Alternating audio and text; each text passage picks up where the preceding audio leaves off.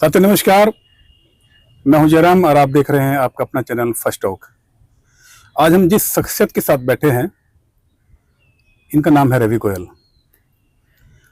और इनके गीतों से जिस तरह ये इनकी लेखनी है, जिस तरह शब्दों का इस्तेमाल करते हैं, ऐसा लगता है जैसे आरएसएस से, बीजेपी से या उनसे जुड़े लोगों से इनको खास दिक्कत है या प्रॉब्लम्स है, ऐसा लगता है इनके गीतों से।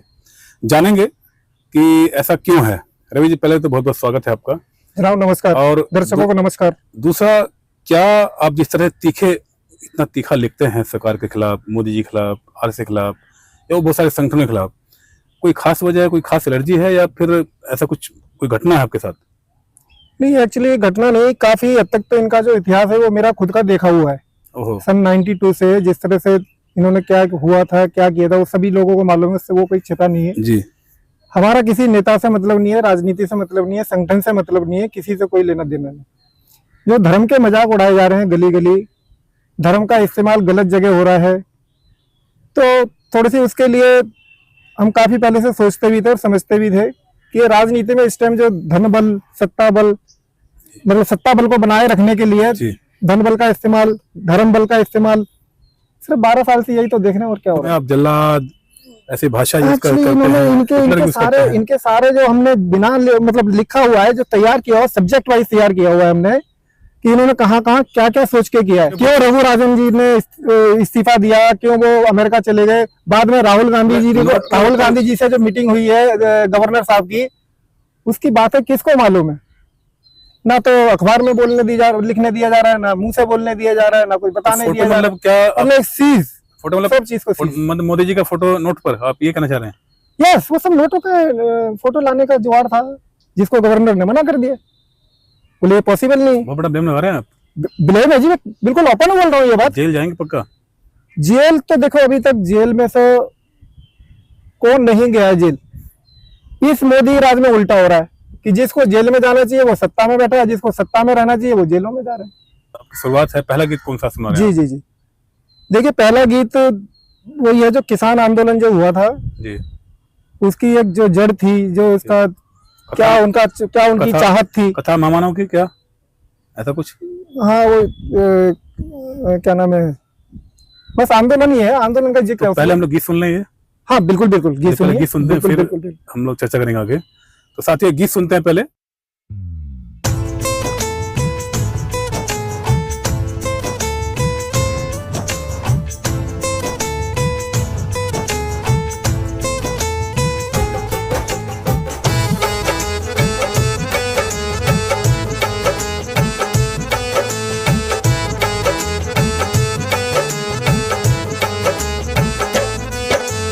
ऐसे युग में हिटलर के अवतार पधारे हैं, ये सरकार चलाते हैं। हम इनके कर्म कुंडली की एक गाथा गाते हैं, भक्तों कथा सुनाते हैं। ए मोती रूप महान, तू धर ले थोड़ा ध्यान, तेरी एक नहीं संतान, फिर कैसा जन कल्याण।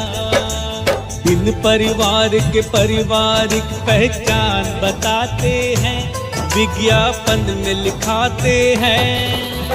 उजड़े घर दीवार को ये उत्थान बताते हैं, फिर चेहरों को छुपाते हैं। एक ऐसे युग में हिटलर के अवतार पधारे हैं, ये सरकार चलाते हैं। हम इनके कर्म कुंडली की एक गाथा गाते हैं, भक्तों कथा सुनाते हैं।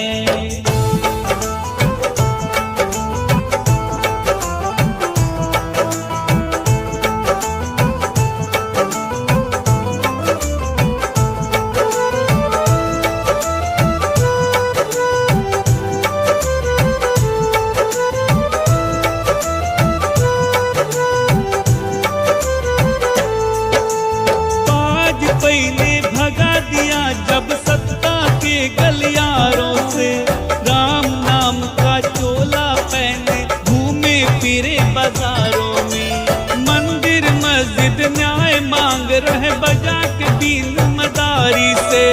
ये लोभी भगत बन बैठे चौकीदारी से। इनकी शक्ल को देख फसल की चिड़िया भागती बागों से। बबुल के पेड़ को शामिल करते बागों और गुलाबों में। खेत हड़पने की योजना लाए अपने ख्वाबों में। चिता को पहुंचा देते चिड़िया के तालाबों में। युद्ध गरीबों का करवाते दो अमीर शहजादों का। मृतकों की पहचान छुपाना काम था इनके हाथों का। 3 राक्षस को संसद में जन्म दिया शैतानों ने। स्वामीनाथन जला दिया इन संसद के हैवानों ने। राक्षस रूपी कानूनों ने खेत किसान के सील किए। मृतक मुआवजे के मेहमान लिस्ट में सब तब्दील किए। दिल्ली की हर दिशा में भगदड़, गली गली गोलीबारी। किसान का वर्दी वाला बेटा कर न सका अत्याचारी। तब नकली पुलिस को लगा दिया पहन के वर्दी सरकारी। ये आतंकी पाल रहे कर रहे देश गद्दारी। तैनात किसान के पीछे करी सेना पाकिस्तान की। 14 से बिक चुकी विसाती सत्ता के शैतान की। एक तरफ बंदूकें दंदन और किसान की टोलियां। सीना ताने खड़े किसान ये पीठ पे दागत गोलियां। देश किसान और फसल खलियानों को शहजादों ने घेरा है। सीलिंग के बीजों को बोकर खेतों में किया अंधेरा है। काला धन ये ढूंढ रहे थे मृत किसान के कफनों में। 20,000 करोड़ बांटते गले लगा कर अपनों में। क्या नारी की छाती से चिपका वो 500 का काला धन है। क्या विधवा की छाती वाला 1000 का वो काला धन है। रोटी का कोई धर्म होत ना खून की कोई जात। भूख का ना मजहब होता कोई मजहब की ना प्यास। पानी में डुबो कर हाथ में फिर छतरी पकड़ाते हैं। नाव पत्थर की चलाते हैं। सब चिताओं आग सुख चैन की शहनाई बजवाते हैं। विकास के मुकुट धराते हैं।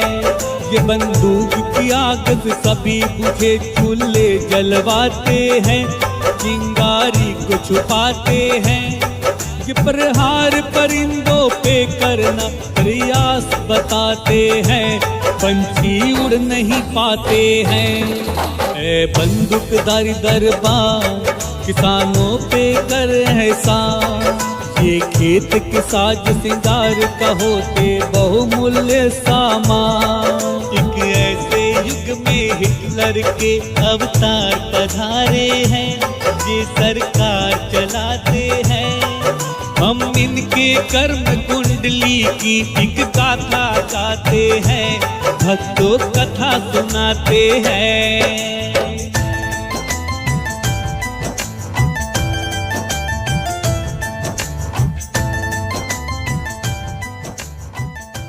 जिस तरह के शब्दों का आपने ताना सहा, Actually जो यूज किया, तो आपको डर नहीं लगता कि सरकार आपको घेर लेगी, जेल में डाल नहीं, देगी? सरकार जो घेर लेगी, सरकार की तो कोई दिक्कत है नहीं है हमारे को। ये जो हिटलर का नाम देने वाला हूँ, मैं खुले कैमरे पर बोलता हूँ, इसको इस नाम को देने वाला सबसे पहले मैं हूँ। सबसे पहले मैंने लिखा था, उसकी कटिंग भी रखी हुई है मेरे पास। पेपर की जो कटिंग उस टाइम की वो रखी हुई है। उसके बाद एक सांसद साहब थे, उन्होंने पेपर में जब मैंने पढ़ा कि हिटलर नाम दे रहे थे वो इसको, और उन्होंने एक चीज भी रीओपन करी थी, करना चाहिए थी, जिसको इन्होंने मिसप्लेस करा दिया कि मोदी जी एक बार जनता की अदालत में आए थे। वो प्रोग्राम मैंने खुद ने देखा था, मतलब मेरी आंखों ने देखा था, मेरे कानों ने सुना था कि मोदी जी ने कहा हमें 2 दिन के लिए प्रधानमंत्री बना दो, हम पाकिस्तान को नक्शे से गायब कर देंगे। अच्छा, उठा लीजिए, रिकॉर्ड उठाएंगे तो आपको पता लगेगा। रजत शर्मा जी पे कहेंगे मिसप्लेस। इंडिया टीवी पे, हाँ जी, इंडिया टीवी पे सामने रजत शर्मा जी ने क्वेश्चन चलते थे। मोदी जी ने कहा था कि हमें 2 दिन के लिए प्रधानमंत्री बनाओ। तो ठीक सर, इसको हम आज यहीं समाप्त कर रहे हैं। अगले एपिसोड में फिर मिलेंगे आपसे। साथियों नमस्कार। आपने देखा कि हमने गोयल साहब से पूरा जानकारी लिया, इन्हें जानने की कोशिश की क्या कोई खास वजह है, लेकिन इनकी अपनी सोच है। किसी भी लेखक की अपनी एक लेखनी होती है, अपनी सोच होती है, कुछ ना कुछ वो दिमाग में रख के चीज़ों को लिखता है। कोई सरकार के खिलाफ लिखता है, कोई प्रशासन के खिलाफ लिखता है, कोई युद्ध किसी के साथ लिखते हैं। तो इसमें जो आपने गीत सुना है ये केवल एक हिस्सा है। अभी ये गीत के अभी 3 पार्ट और हैं, बाकी गीत भी आपको जल्दी हम लोग सुनवाएंगे।